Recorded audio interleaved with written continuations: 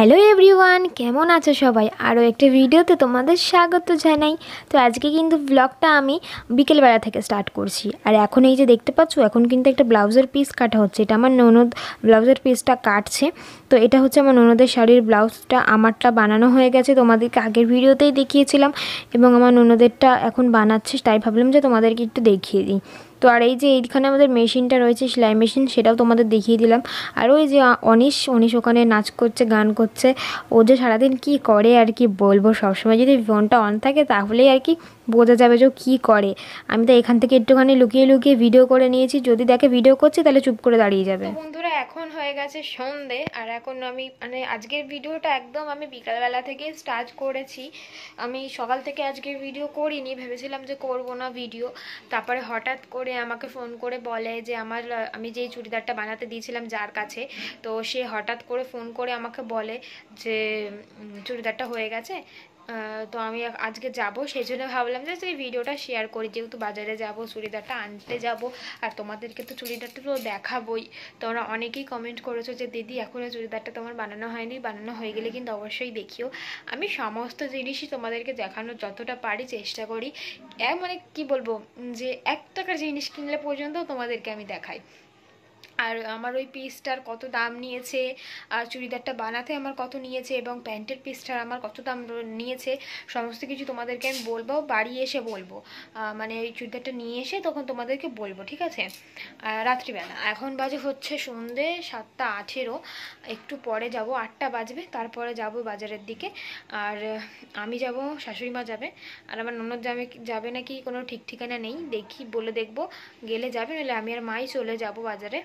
একটু রাত করেই যাচ্ছি, রাত করে গেলে ভালো হবে আর কি, সেজন্য একটু রাত করেই যাচ্ছি। 8টা বাজবে, তারপরে রেডি হয়ে তারপরে যাব।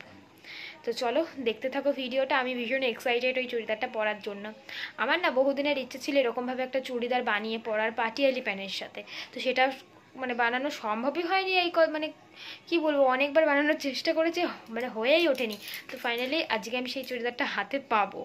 তো দেখা যাক কেমন হয়েছে, আশা করছি ভালোই হবে চুড়িদারটা বানানো। তো চলো দেখতে থাকো ভিডিওটা। তো এই দেখো, আমি এই চুড়িদারটা পরলাম। এটা পরে ভীষণ আরাম, জানো তো, ভীষণ আরাম। আর আগেই চুড়িদারটা আমার পুরো টাইট ফিটিংস হতো, এই দেখো পুরো টাইট ফিটিংস হতো, আর এখন ঢিলা হয়ে গেছে। মধ্যেখানে তো গায়েই ঢুকছিল না এই চুড়িদারটা, আর এখন কতটা ঢিলা হয়ে গেছে দেখো, এতটা ঢিলা, ভাবা যায় এতখানি ঢিলা হয়ে গেছে। যাই হোক, ঢিলা হওয়াই ভালো, টাইট হওয়া তো ভালো নয়। তো চলো, এখন এই যে রেডি হয়ে গেছি, চলো এবার যাব বাজারে। তো চলো দেখতে থাকো ভিডিওটা।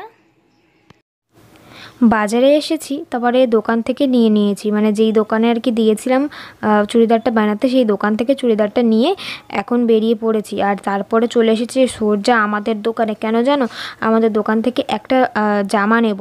কারণটা হচ্ছে আজকে আমার একটা বান্ধবীর বার্থডে, সে নেমন্তন্ন করেছে। এবার আমি ভেবেছিলাম যে যাব না, ঠিক আছে। এবার এরা খুব জোর করে, এরাও জোর করলো, তারপরে ওদের বাড়ি থেকেও ফোন করে বলছে যেতেই হবে যেতেই হবে। সেজন্য আমি ওই বাজার থেকে এই বাজারে চলে এসেছি এদের সাথে।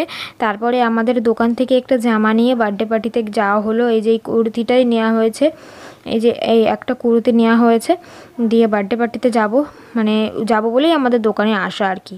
আর একটা কথা বলি, বার্থডের নেমন্তন্নটা শুধু আমারই, শুধু আমরা মেয়ে বান্ধবীর যেহেতু বার্থডে, সেজন্য সমস্ত বান্ধবীদেরই নেমন্তন্ন, তাই আর কি সব বান্ধবীরা মিলে যাব। আর এই দেখো আমরা চলে এসেছি। আর এই কেকটা দেখো, একজন কিন্তু বানিয়েছে এই কেকটা নিজের হাতে। সে আর কি এসেছে এইখানে, সে এসেছে বলেই কেকটা বানিয়ে নিয়ে এসেছে। তো দেখো, এই যে এই আর একটা বান্ধবী, এই কেকটা নিজের হাতে বাড়িতে বানিয়ে এইখানে নিয়ে এসেছে এই বার্থডেতে। আর এই কেকটাও কিন্তু কাটা হবে। সাথে একটা মিয়ামোড়ো থেকেও কেক নিয়ে এসেছে, তো সেই কেকটা আগে কাটা হবে। আর এই কেকটা এখানে এরা যেখানে আর কি খাওয়া দাওয়ার প্ল্যানটা করেছে একটা রেস্টুরেন্টে, তো সেই রেস্টুরেন্টে নিয়ে গিয়ে এই কেকটা কাটা হবে, একটা বাড়িতে আর একটা ওইখানে। তো এই দেখো, এই কেকটা হচ্ছে মিয়ামোড়ো থেকে নিয়ে আসা হয়েছে, আর এই কেকটা হচ্ছে তোর বাড়িতেই কাটা হচ্ছে।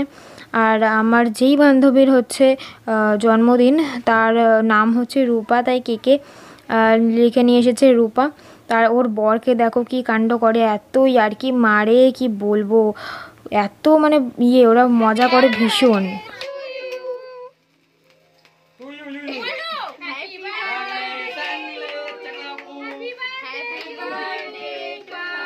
রূপা। হ্যাপি বার্থডে ডিয়ার রূপা। বড়মাশাইটাকে খাওয়াও। এটা কি রকম বার্থডে হলো? বাড়িতে কেক টেক কাটার পরে চলে এসেছি এই যে ওদের বাড়ির কাছেই একটা রেস্টুরেন্ট মতন আছে, তো সেইখানেই চলে এসেছি। এইখানটা প্রথমে কালারিং লাইট লাগানো ছিল, কিছু দেখা যাচ্ছিল না। আমরা বললাম কালারিং লাইটটা অফ করে একটা ভালো লাইট জ্বালাও, যাতে আমরা সবাই দেখতে পারি। আর এমন রেস্টুরেন্টটা বসে আছি মনে হচ্ছে যে প্যান্ডেলের ভেতরে বসে আছি। আমার পেছনের কাপড়টা দেখো, মনে হচ্ছে প্যান্ডেলেরই কাপড়, তাই মনে হচ্ছে না। এবং সামনে সমস্ত কিছুই মনে হচ্ছে প্যান্ডেলের মতন। আর আমরা সামনে টেবিল রয়েছে, সেই জন্য আরও মনে হচ্ছে প্যান্ডেলে খেতে বসেছি বিয়ে বাড়িতে, এরকম আর কি লাগছে। তো এই দেখো এই কেকটা এখানে কাটিং হবে।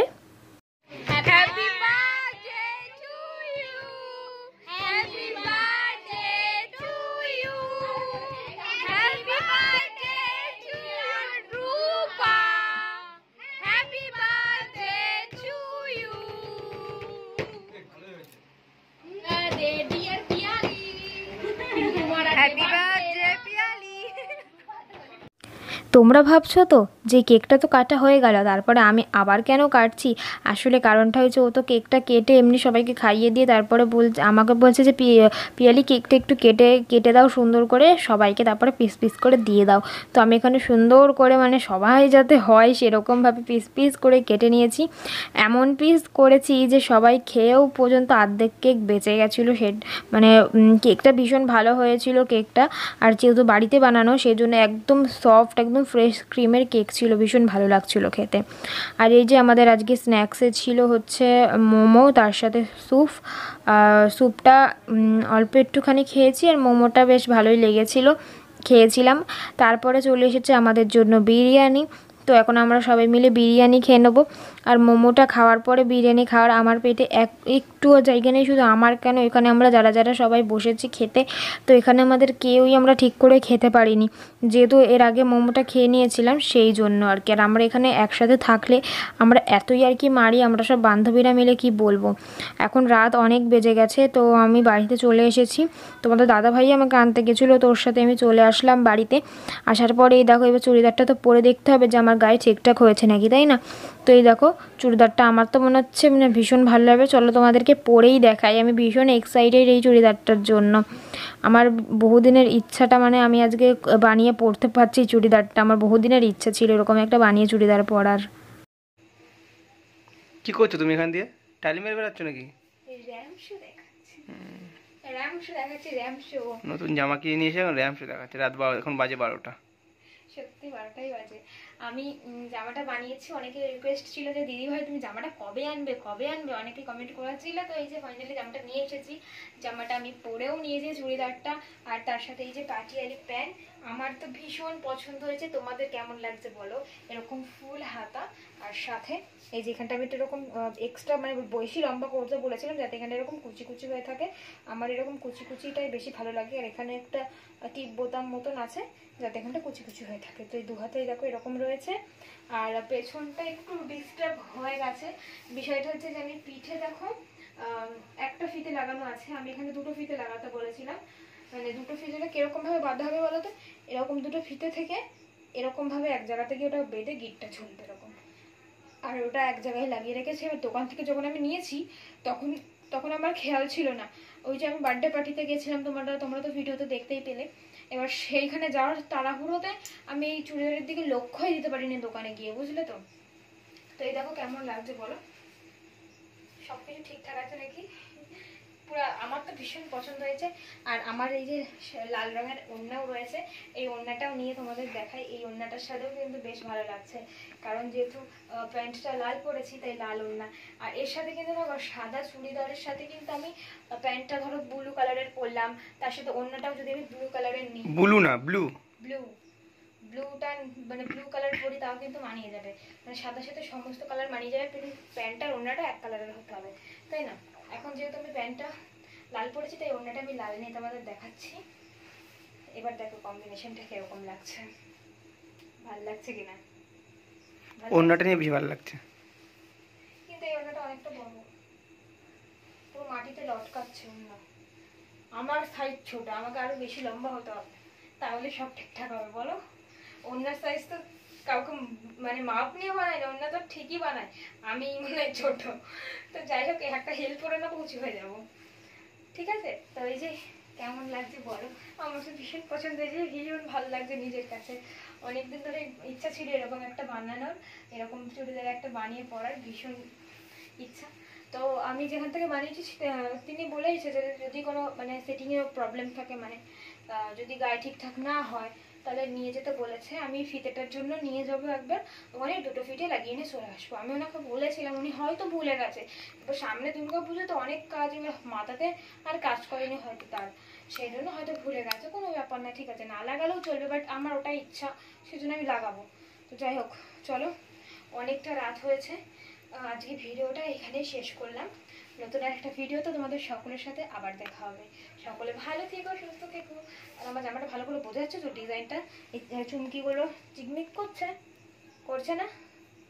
এগুলো কিন্তু চুমকি চুমকি আছে, দেখো বোঝা যাচ্ছে কিনা জানি না আমি, বোঝা যাচ্ছে না, একটু বোঝা যাচ্ছে না। না বোঝা যাচ্ছে না, এটাতে কিন্তু জায়গায় জায়গায় সব চুমকি বসানো আছে, কিছুই বোঝা যাচ্ছে না, না একটু না, না, হালকা হালকা বোঝা যাচ্ছে, হালকা হালকা। চুমকি আছে এটাতে, পুরোটাতেই চুমকি। তো যাই হোক চলো, আজকে ভিডিওটা এখানে শেষ করলাম। নতুন আর একটা ভিডিওতে তোমাদের সকলের সাথে আবার দেখা হবে। টাটা।